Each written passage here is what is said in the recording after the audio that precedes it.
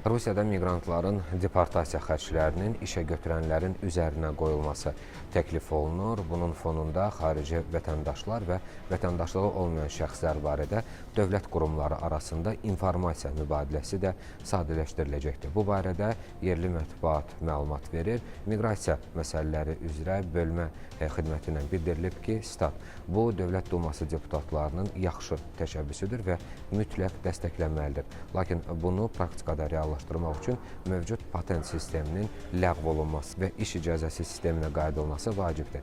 Bunu isə hədəfli təşkil edilmiş işçi qüvvəsi cəlbi çərçivəsində etmək lazımdır. Çünki bu, dövlətin yeni miqrasiya siyasəti konsepsiyasında da qeyd olunur. Miqrasiya qanunvericiliyini pozan miqrant da, buna şərait yaradan şəxs də ən sərt şəkildə məsuliyyət daşımalıdır.